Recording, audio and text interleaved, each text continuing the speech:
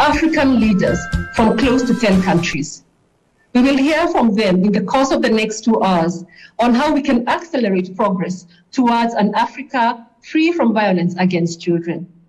This conference demonstrates Africa's solidarity with the End Violence Global Campaign and the ongoing Solutions Summit series that seeks to catalyze the political and financial commitments needed to end violence against children once and for all, for good.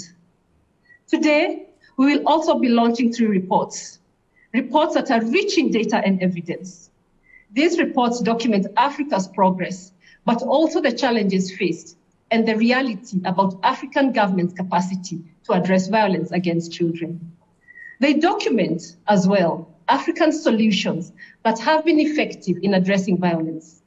These homegrown solutions borrow from our beliefs, norms, and traditions, and thus contribute to the African Union theme this year of arts, culture, and heritage, a theme that we are proud to be associated with and to use to promote our African culture and heritage as a vehicle for promoting the goals in Africa's Agenda 2063 and further elaborated for in Africa's Agenda 2040 for children.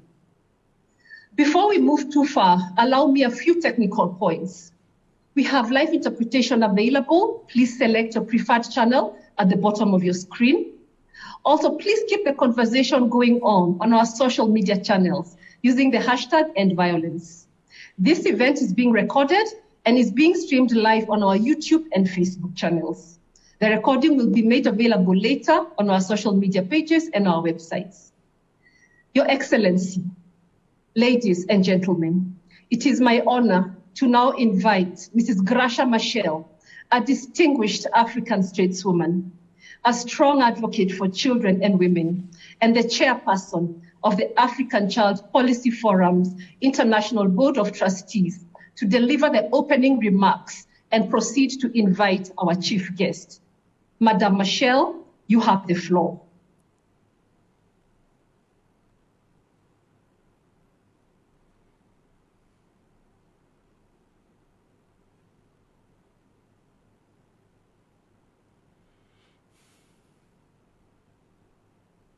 Madam Machel.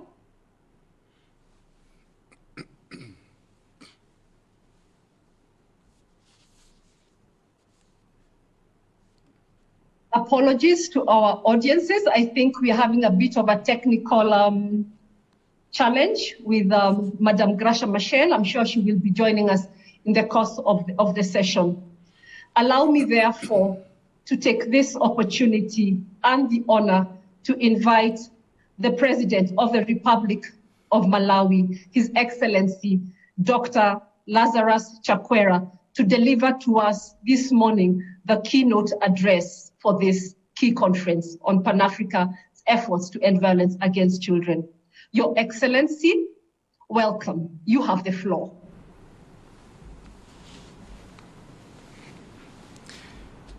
Thank you very much, Dr. Nyanyuki. Madam Chairperson of the high-level conference, all the invited dignitaries, ladies and gentlemen, violence against children is reprehensible. I'm sure that on this conviction we all stand united.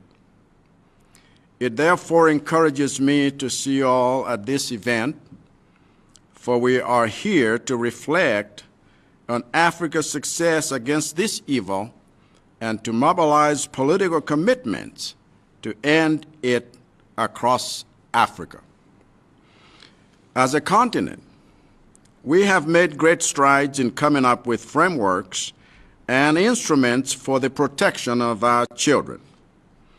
It is positive that at international level, many of our countries have ratified the UN Convention on the Rights of the Child and its optional protocols. It is also positive that at regional level, we have ratified the African Charter on the Rights and Welfare of the Child, along with many other instruments for protecting children against violence, abuse, exploitation, and neglect. But The critical need of the hour is now for all of us to critically look at the extent to which these instruments are reflected in laws and programs at country level. In short, the critical need of the hour is domesticating these instruments. In the case of Malawi, we ratified the UNCRC and the African Charter some 3 decades ago. And so we have been in pursuit of their implementation through our laws, policies, and programming for some time. As a result of our steady domestication of these instruments to create a self-involvement for children, we have registered several achievements, and allow me to highlight 8 of these. First, we recently amended Chapter 4, subsection 23 of our Constitution, which provides the basis for protecting all children from exploitation or abuse. The amendment changed the definition of a child from a person under the age of 16 years to 18 years. In this regard, the minimum age of marriage for both girls and boys was also raised from 15 years to 18 years of age. Second, in view of this Constitution amendment, we have taken steps to harmonize other related laws. In sum, 26 laws were assessed vis-à-vis the amended Constitution to make our promotion and protection of children's rights more effective. The result of this review is that 8 laws were earmarked for urgent amendment. Third, we have developed a new national children's policy which ensures an integrated framework for safeguarding the rights and welfare of children in a coordinated fashion. This means Malawi now has a comprehensive action plan for protecting its children. The next step is the development of our National Child Protection Strategy, which is already underway and which will give primary prevention efforts a sense of focus. Fourth, we have set up a national helpline for reporting crimes against children countrywide free of charge. This has helped increase the number of cases reported and attended to each year. We have also introduced one-stop centers which provide medical, legal, and social services to survivors of violence against children at one place.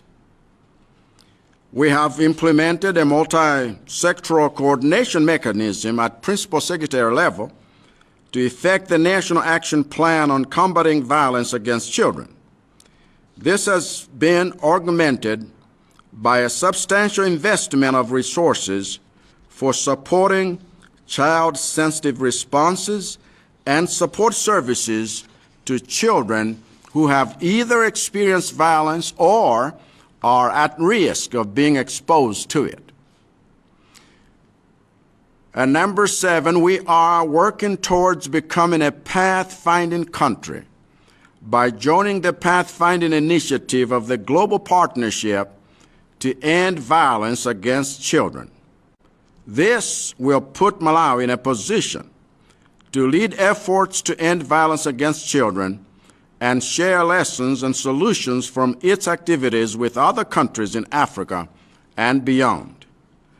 And number 8, following the recent surge in reported cases of defilement and child abuse, I formed a presidential task force on ending child defilement and rape, which is chaired by the Minister of Homeland Security and the Minister of Gender, Community Development, and Social Welfare. Its mandate is to strengthen the collaborative efforts on ending violence against children. Madam Chair, these achievements do not mean that our fight to protect children against violence is easy. Far from it. I'm painfully aware that the path towards victory is rigged with challenges we must address head-on. Foremost in my mind are 5 serious ones. First, we still have glaring gaps in our legal and policy frameworks that need to be closed, which affects our enforcement and implementation capacity. Second, we still have social norms and values that hinder children from reporting acts of violence against them, thus hindering efforts to prevent and respond to such acts, requiring much civic education to cultivate new behaviors and perceptions for the safety of our children. Third, we still have the need to develop strategies for combating new forms of violence against children, such as cyberbullying, so that our Malawi's progress in terms of developing Cybersecurity Act is enforced and the relevant agencies are capacitated to do so. And fourth, we still have the need to make sure this fight is regularly reflected in our budgetary priorities for social welfare development in general and prevention and response programs in particular. And lastly, we still have the challenge of low numbers and capacity of the workforce dealing with violence against children, which demands an increase in the recruitment and training of child protection workers at community level, especially in view of increased exposure of children to violence occasioned by COVID-19 pandemic. As you can see, Chairperson, Malawi's task of domesticating multilateral instruments for protecting children against violence remains enormous. But I'm happy to say that this is a task that we are determined to see done. As the incoming chair of the 16-member Southern Africa Development Community, SADC, we are determined to set the pace in keeping children safe from predators. As the chair of this 46-member group of least developed countries, we are determined to ensure Malawi is an exemplary safe place for children through the continued implementation of the Program of Action and the 2030 Agenda for Sustainable Development. As participants in high-level deliberations on the welfare of children, such as this conference ably organized by the African Child Policy Forum, ACPF, and African Partnership to End Violence Against Children, we are determined to ensure Africa's children are the safest on earth. And toward that end, the launch of the following 3 reports during this conference is a welcome development. 1, Violence Against Children in Africa, a report on progress and challenges. 2, Here to Stay, Homegrown Solutions to Violence Against Children. And 3, National Capacity to Address Violence Against Children, assessment in 10 countries. And for the sake of our children, let us put these tools to good use. For the sake of our children, let us share all the tools we have found most effective in curbing violence against minors. For the sake of our children, let us reconfigure our battle lines to win this fight. Not only do I believe that this battle can be won, but I am persuaded that it must be won.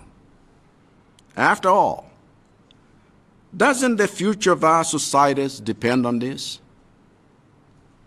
Thank you all for listening.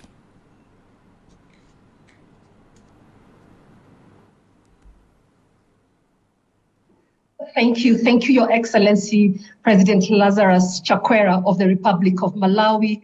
Thank you for your very strong statement and the very remarkable progress that Malawi has made. I must commend you for your leadership, Your Excellency, your commitment, but especially your enthusiastic, from the heart determination to make sure that the children of Malawi are not left victims of violence against children. I will not attempt to reiterate your message and your very strong call to all of us, but just to express my appreciation of your taking the time to be with us this afternoon, and an appreciation for your strong grasp and understanding of the enormity of the task that is ahead of us, ahead of the Republic of Malawi, but ahead of all of us as African countries, if we are going to realize the future that we aspire for our children. Thank you, Your Excellency. And to all our participants, Madam Gracia Machel will be joining us shortly. She's having a bit of a technical problem, but in the interim, allow me to step in and to roll on to the next part of our agenda, having heard from His Excellency, who has delivered a very strong and passionate call to us all. At this point, we will now move into hearing what our three reports highlight. What are the key findings of the three reports that we are launching this afternoon? And with this, we are going to do this through an audio-visual, a short video. And can we have this now?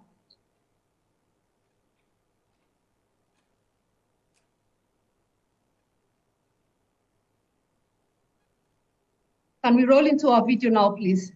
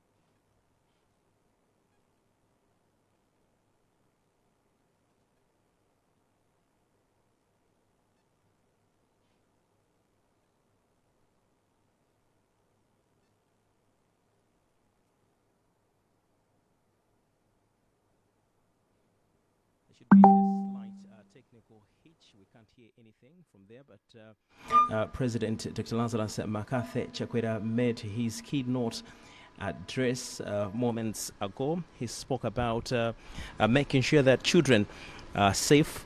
As you know, he will be the chair of SADC, so he is determined to make sure that children in this country are safe, and of course the entire region. President Chakwera also spoke of the need to harmonize frameworks and of course instruments that member countries use for them to achieve their intended purposes. Of course, he also spoke about the introduction of one-stop medical centers here in Malawi in order to help victims of child abuse, among some of the things that his government has managed to do. Let's just go back inside and see if we can hear something.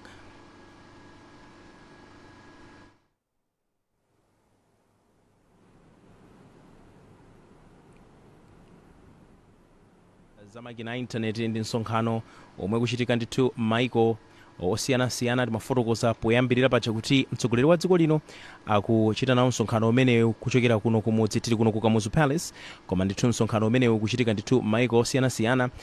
Tikuyembekezeka kuti president a dziko la Tanzania Mai Samia Suluhu Hassan nawonso alankhulepo, komanso amene ndithu ali wapampando wa msonkhano umenewu, komanso itamati International Board of Trustees ya SPF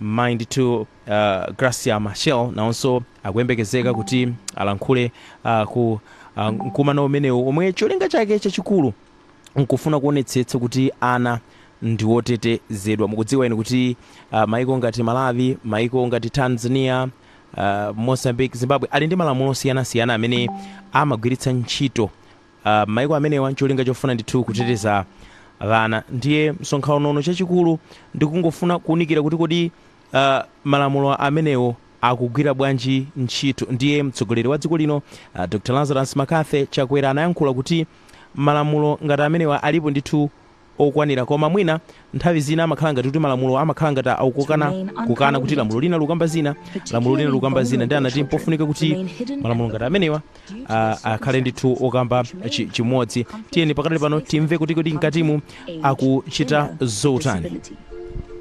Free birth registration coverage is extremely low in many African countries. There is inadequate attention to the cumulative impact of violence across children's lives. There is not enough investment in regularly generating comprehensive data, and there are deep-rooted social norms and practices that still condone violence against children. As a result, while there are many children in Africa who live in joy and peace, a staggering number of children are still exposed to violence in all its forms. At least 60% of boys and 51% of girls have experienced physical abuse. In many parts of Africa, 8 in 10 children experienced violent discipline in the home. About half of children aged 13 to 15 have been bullied in schools.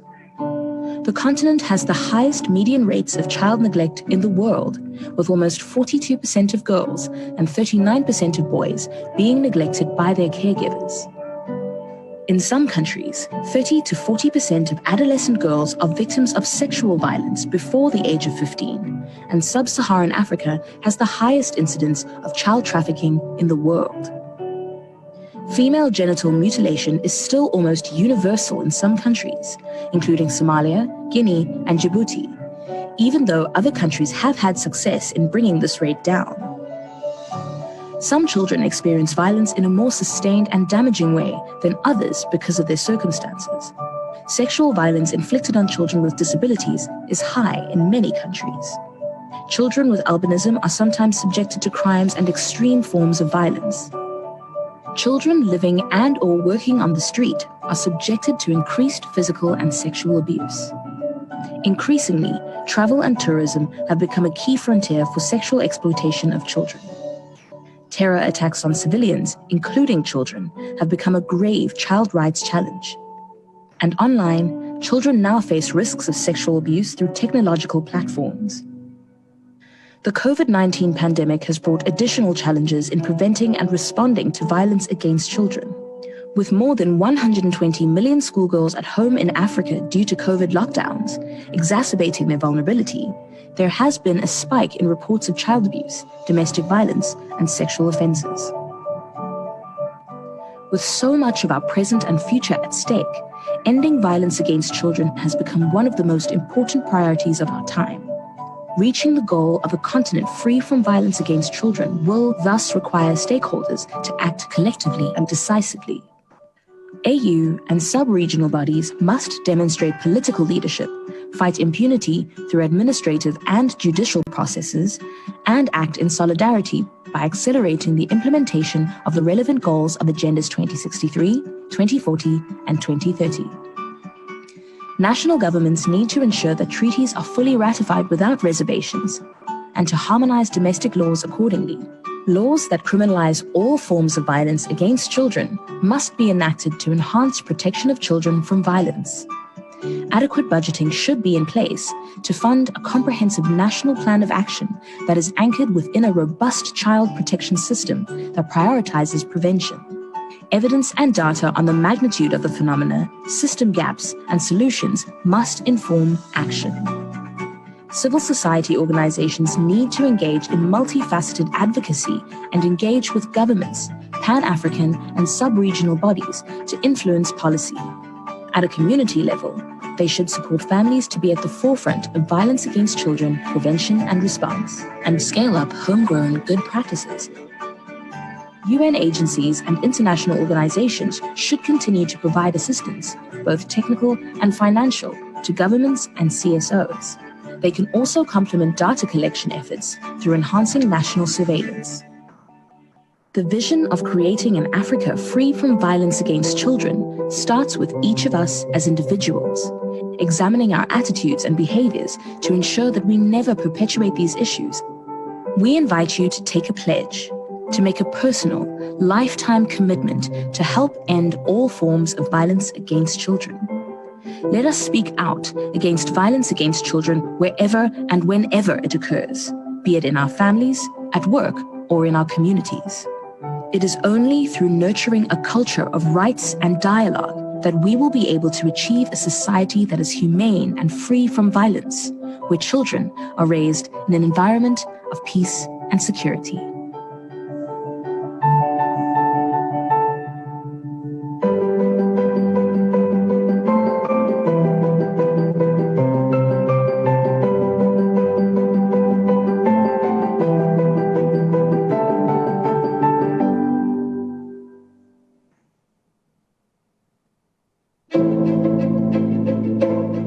An Africa free from violence against children is a vision.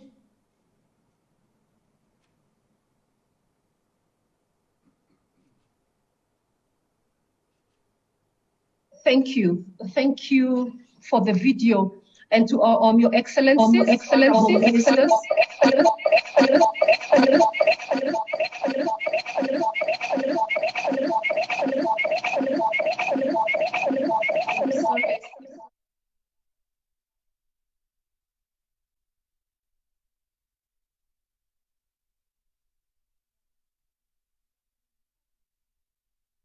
for that technical hitch. Your Excellency, Honorable Ministers, that is a glimpse of the 3 reports that we are launching today. The 10-minute video gives you a snapshot into the findings of our 3 reports. And I am honored to present to you this new evidence that has now been launched this afternoon by His Excellency, the President of Malawi. These 3 reports are the result of months of research across the continent, across the 55 countries, but going in depth into 20 countries. We, as the African Child Policy Forum and the African Partnership to End Violence Against Children, believe that this knowledge will serve as an important evidence base for driving forward the progress that we have heard His Excellency refer to.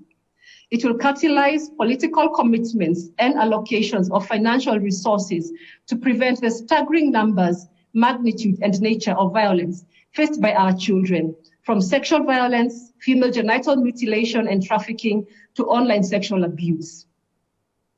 Your Excellency, ladies and gentlemen, ACPF has been at the front line of advocating for an end to violence against children, including crimes of the most extreme forms of violence against children, long before the pandemic, long before violence against children was acknowledged to be a public health emergency. Our efforts have focused on complementary approaches that bring together diverse actors onto a common platform with the singular aim of preventing and responding to violence in a coordinated, multisectoral way.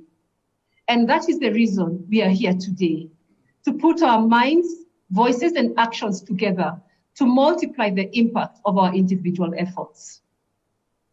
In our first report on progress and challenges, this is a comprehensive assessment across the entire continent. The report finds that progress is based on a state's ability to effect changes in legislation and policy, We have heard about Malawi's remarkable progress in amending the constitution and laws. Such are the pillars for making progress. In addition, laws and policies must be translated into practice that supports child rights obligations. However, the report also finds that not much has significantly changed across many African countries since 2014, when we last issued a report on violence against children. It is this sluggish change that requires renewed state commitment and action. In our second report, which assesses the capacity of national governments to address violence against children, we carried out in-depth assessment in 10 countries.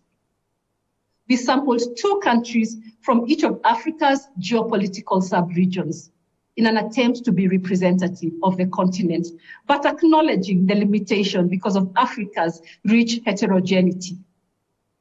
This report explores the capability of governments in various elements, and I will name just a few: in enacting and implementing laws and policies, in delivering programs and services, in budget allocations, in human resource capacity, data collection, the norms and values that you had already alluded to, and the adaptability to shocks such as climate change shocks or the ongoing pandemic. The report assesses how comprehensive and multi-sectoral the initiatives are, and therefore their likelihood of bearing impact in addressing violence against children in a sustainable way.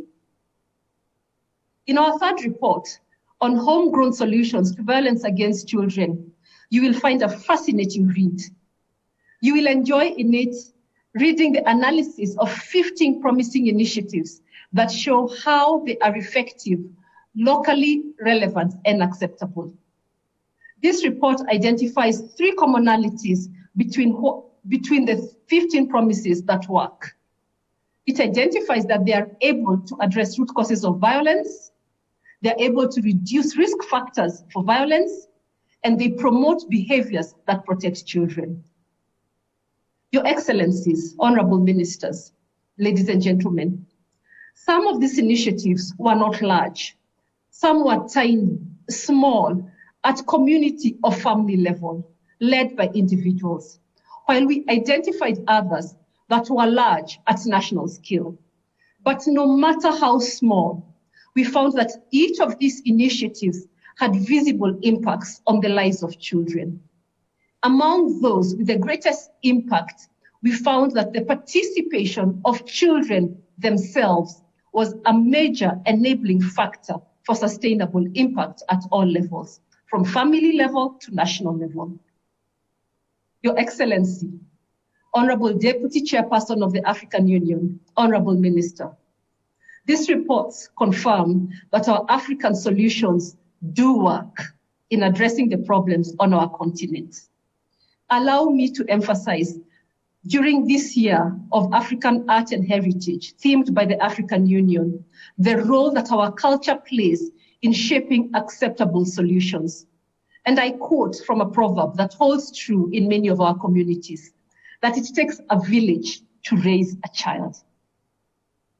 This proverb places the responsibility of protecting our children on each and every one of us. I dare to say that in our modern setups, where we live in modern villages, this proverb calls upon us to foster cohesions across all sectors and actors, and to aim at safeguarding our children and ensuring they experience the world and grow in a safe and healthy environment. We must share such innovative solutions with other regions of the world. This is how Africa will contribute its own solutions to global challenges. This report, again a very fascinating read, confirms that there is a rich African culture and heritage that not only distinguishes us as Africans, but which the rest of the world can and should borrow. Your Excellencies, based on the evidence in our 3 reports, I wish to draw your attention to 2 priority areas. The first is the importance of Africa developing a comprehensive strategy to address violence against children. Time is right for the African Union to work with partners and member states in developing a continental strategy to end violence against children in Africa. There is no question, none of us will ask about the place that children hold in all of Africa's development frameworks. That is not contested. And therefore, a comprehensive African strategy to address violence against children would be an asset in galvanizing Africa's commitments, not only to end violence against children, but to develop and take Africa into the future it envisions for itself. There is no better time to demonstrate our shared resolve towards a continent where children live safely and securely without the fear of violence. My second point of emphasis, Your Excellencies and Honorable Ministers, is the endless possibilities we have if we can invest in African solutions to end violence against children. These solutions can work alongside the globally acclaimed Inspire solutions. They are compatible. Our reports show that African governments have, however, not given sufficient attention and resources to initiatives and programs for preventing and responding to all forms against violence against all children. This applies to all children, but even more so to children who face greater violence and systemic discrimination, such as girls, children with disabilities, children living with albinism, children in forced labor, child labor, living or working on the streets, and even more concerning, children who find themselves living in situations of armed conflict. Your Excellency, Honorable Deputy Chairperson of the African Union, Honorable Ministers, and distinguished ladies and gentlemen, what you have seen and heard is an extremely abbreviated version of the rich findings that are detailed in our reports. But you will be pleased to hear that these reports are now available on our websites. They have gone live in both English and French. And in addition, the documentary that you have just watched will be made available in both English and French on our website and social media channels.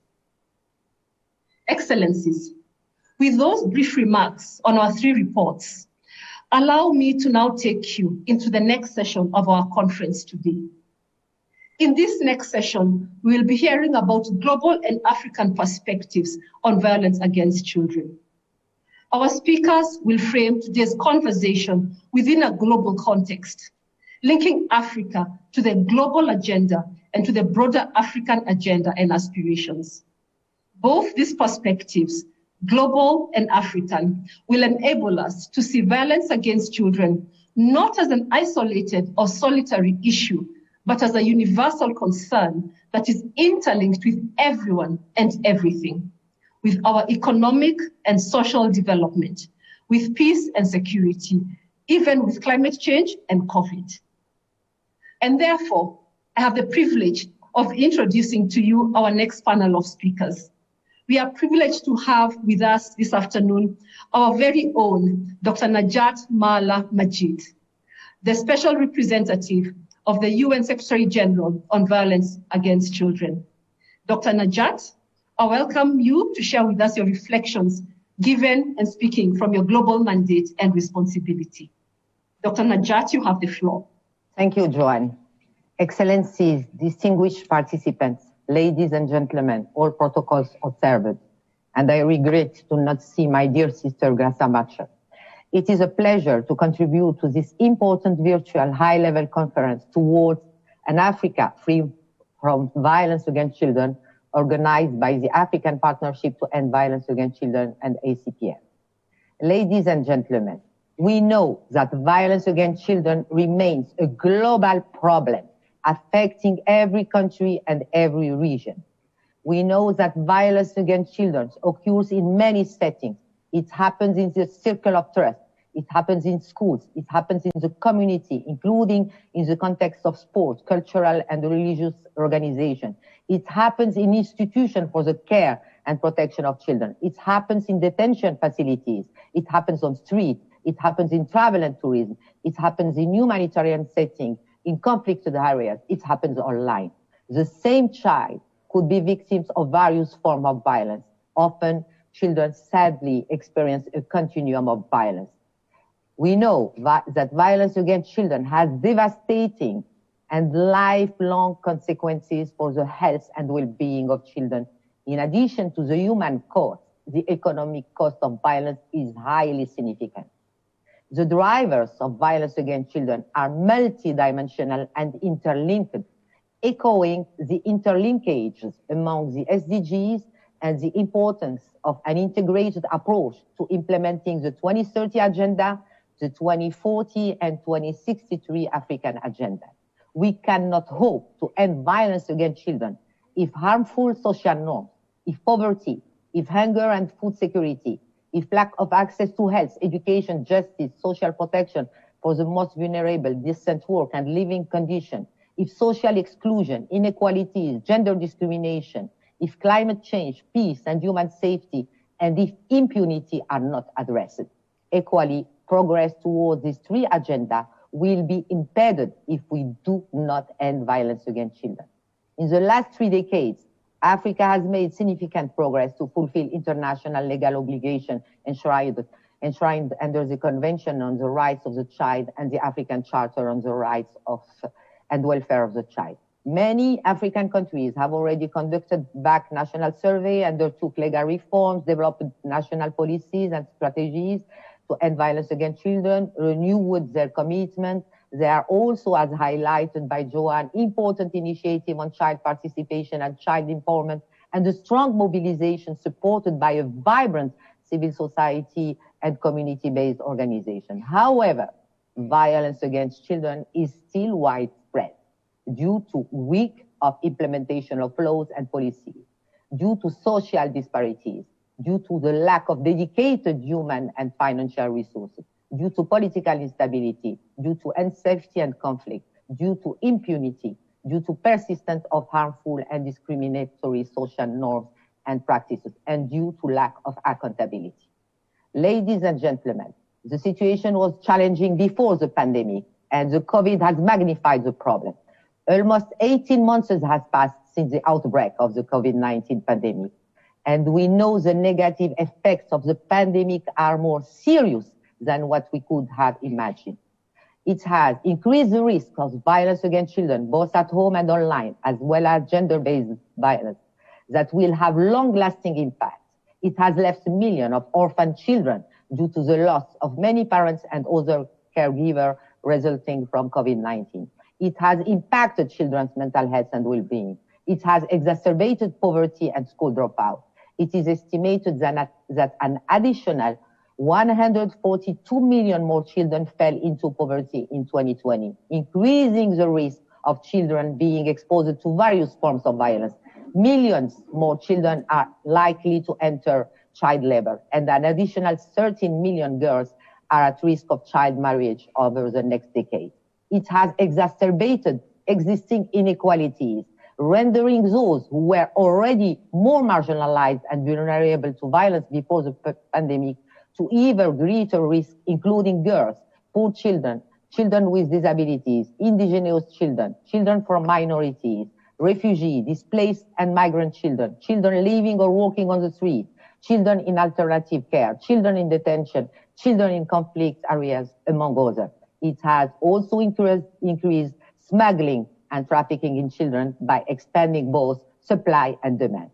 Despite the many challenges posed by the pandemic, there have been examples of promising practices to tackle violence against children worldwide and in Africa during the pandemic, including remote learning, reopening schools, strengthening child helpline, child services and justice online, providing mental health and psychosocial support, positive parenting, strengthening cash transfer and child grants. Children and young people have also played a critical role in response to the pandemic, providing vital support to their communities, families and peers, and to those who have been hardest to reach, including children living or walking on the street and those in remote areas. But there is still a lot to do. Ladies and gentlemen, we are only 8 years away from 2030. Therefore, as we move forward, we must move from a silo and reactive approach to a proactive, integrated and evidence-based approach. Our vision and our action must be broad. It starts, as highlighted by Joanne, with proactive and sustainable prevention. Prevention is the most effective way to end violence against children, and a growing pool of evidence is available to demonstrate successful approaches that are also relatively low cost. An integrated, multi-sectoral and coherent national and local development agenda will also address the drivers of violence, such as poverty, inequality, gender discrimination, harmful social norms, migration, exclusion, climate change, humanitarian crisis, among other challenges. We must invest in integrated services for children, including health, mental health, child protection and welfare, education, child and gender sensitive justice, including also community-based and informal providers. We must invest in an inclusive and sustainable social protection to support the most vulnerable children, families, and communities. We must rebuild trust in institutions. Legal, policy, and institution framework must be properly resourced and well-staffed, and must guarantee accountability for the authorities responsible for keeping children safe. We must build a strong child safeguarding culture and provide reliable child-friendly channels to report violence. We must bring an end to impunity and corruption and hold perpetrators accountable. And children must be heard and seen as part of the solution and involved in all decisions aimed at preventing and responding to violence. And we must ensure all stakeholders are collaborating effectively to prevent and end all forms of violence against children. There is a great deal of work already being done. At the global level, there are many networks, partnerships, and alliances championing this cause. Regional organizations such as the African Union, the regional economic communities which are represented at this meeting today, are also playing a key role through their standard setting, monitoring, and awareness raising activities. And of course, the African Partnership to End Violence Against Children, in close cooperation with national and local government, private sector, UN systems, civil society, faith-based and community-based organizations, children and young people play a crucial role in this process with strong advocacy, support, and peer learning. We must seek out synergies to ensure a truly complementary approach, as highlighted by Joanne. Partnership is the only path to success. To this end, I want to congratulate the African Partnership to End Violence Against Children for the work achieved with the 3 reports launched today that will guide member states to address violence against children with an evidence-based approach. Ladies and gentlemen, the COVID-19 pandemic has demonstrated that a paradigm shift in favor of children is long overdue, a shift that treats spending on integrated across social services, as well as sustainable and inclusive social protection for children and their caregiver as an investment for an inclusive, resilient, and sustainable recovery that should be reflected in the National Development Plan and Economic Recovery Plan, maximizing coverage and impact for all children, leaving no one behind. The recovery from the pandemic should be an occasion to transform the development model of Africa while strengthening good governance, safeguarding human rights, and sustaining peace in line with the 2030 Agenda for Sustainable Development, the African Child Agenda 2040, and Agenda 2063. Let's not forget that the future of Africa is today with its children. With 60% of the population in Africa under 25, Africa is the youngest continent. Let's not forget that African children represent a strong human capital to protect and to invest on now. Thank you for your attention. Thank you very much, Dr. Najat. Thank you very much for that enthusiastically delivered, rich and wholesome statement. It is our honor and privilege to hear from you and to hear your statements and your reflections. And you have reminded us that there's a lot to be done really in addressing violence against children, but you have also ended on a very positive and optimistic note, highlighting the positive things that we have been able to do in the last 18 months to safeguard our children, but also reminding us on the importance of partnerships, of coming together in joining hands and efforts and in solidarity if we are going to achieve the aspirations in the next 8 years of the SDGs. Thank you, Dr. Najat. And now, from a global angle, let us come to an African angle. This conversation is essentially Pan-African. This is an African conference on violence against African children. And so there is no better way to bring us back home together than when we do this through the African Union Commission. And therefore, I now have the pleasure to introduce to you Her Excellency, Dr. Monique Nsanza-Baganwa, the Deputy Chairperson of the African Union Commission, who is going to share with us this afternoon her statement. Welcome, Your Excellency. You have the floor. Thank you, Dr. Joan Nyanyuki. Your Excellency, Dr. Lazarus Chakwera, President of the Republic of Malawi, Honorable ministers here present, my sister, I'm glad to just speak after you, to also give a perspective from the African continent. But before I do, allow me to congratulate you, SPF, on the releasing of these 3 important pieces of work. Of course, it's going to help us drive the advocacy, and we look forward to browsing through for insights, for a call to action. 30 years since the adoption of the African Children's Charter, we have come a long way in terms of realizing children's rights. More than ever, there is a growing recognition and appreciation of the child rights culture. At the Commission, ending violence against children is now an integral part of the African Union agenda. It features prominently in the African Union's institutional priorities, development agenda, plans, and strategies. This event provides a platform for the African Union to once again sensitize its members of the strategies to ending violence against children, but most importantly, to reaffirm its commitment.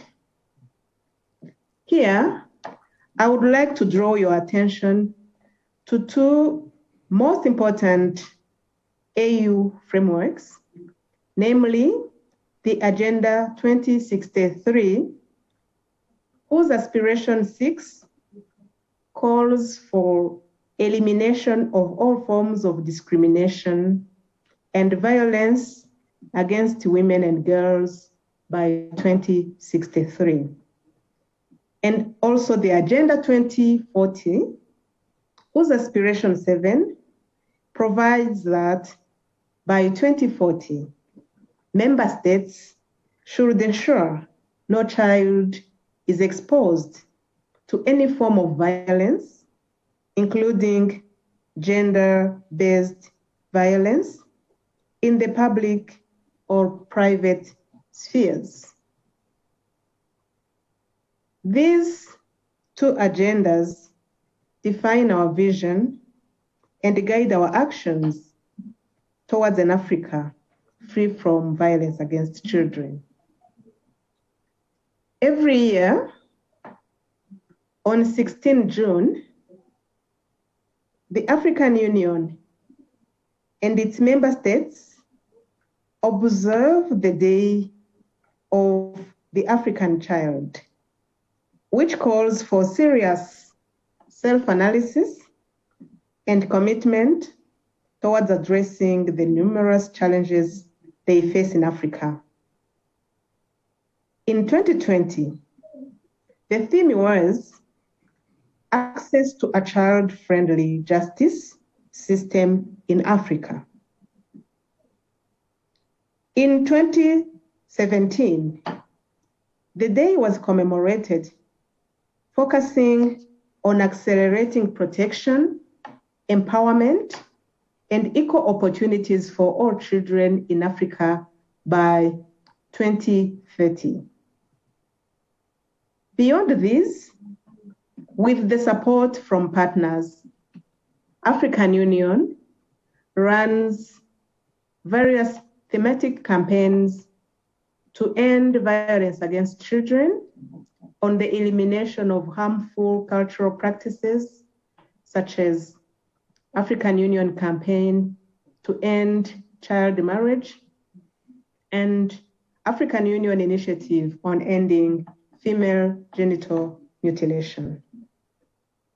Your Excellencies, distinguished ladies and gentlemen, building upon the commendable efforts achieved over the years, I call upon member states to take the following steps, among others, to accelerate efforts towards creating an Africa free from violence against children.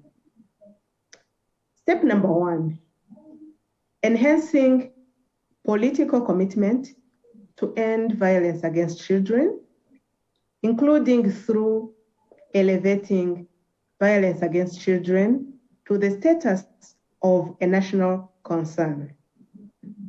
Joanne, you just mentioned the example of His Excellency, the President of the Republic of Malawi.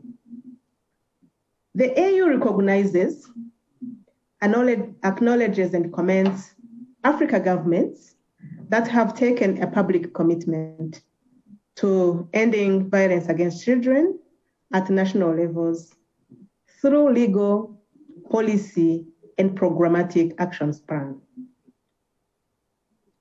Step number 2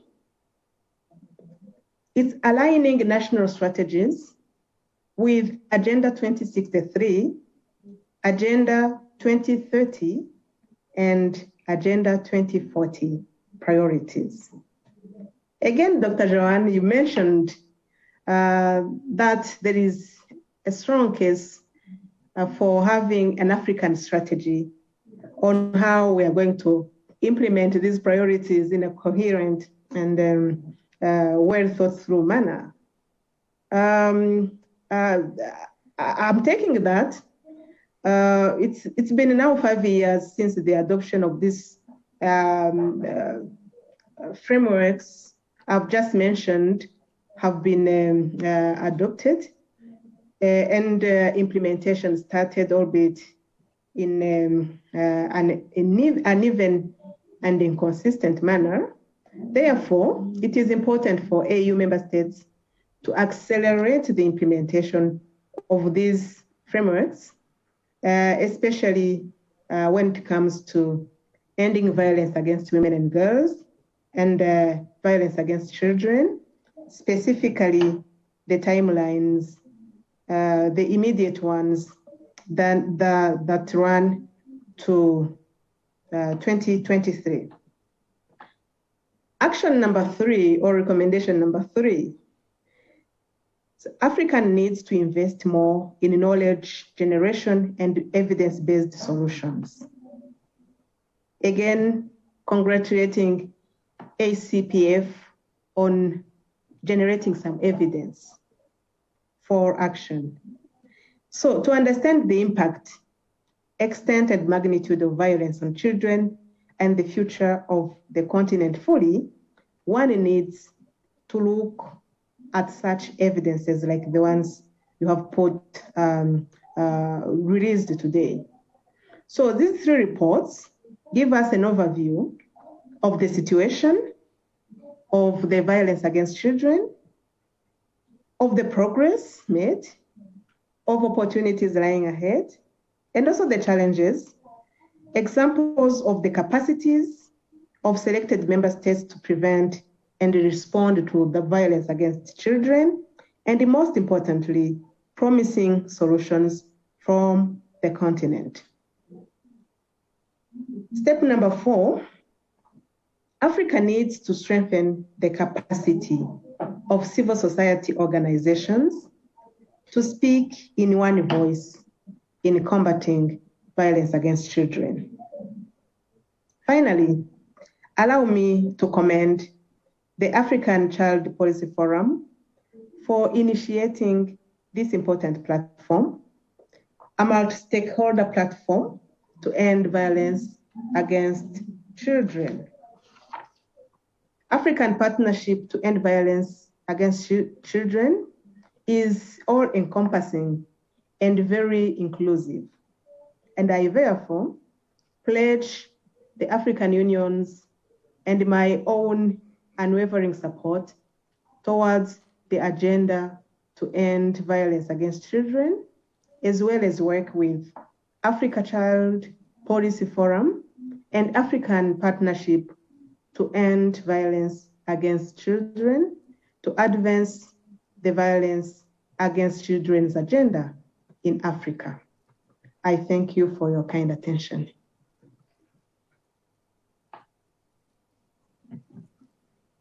Thank you very much, Your Excellency, Dr. Monique. Thank you very much for those comments and especially for highlighting for us those 4 big items on what we as Africans need to do if we are going to end violence against children. I will take away especially President Dr. Lazarus Chakwera leaving the room where he's been attending this visual conference, the Pan-African Conference on Violence Against Children. So he delivered a keynote address highlighting some of the achievements Malawi has made in protecting children, and also what he's going to do as an incoming chair of SADC. When he assumes the chairmanship of SADC, he says he's going to make sure that Malawi is a safe place, and even Africa is a safe place for children. So that's it, and maybe let me hand you to my colleague here, Dick Shumba, to round up. Hatukoza kwambiri nditu Patrick Ndambola mtulonkhani wanthu kungochirapo zina mwa zomwe mtsogoleri wa dziko lino wafotokoza masana wano kuno kuti dziko la Malawi ndithu lili patsogolo kufuna kuti nkhanza zimene zimakhala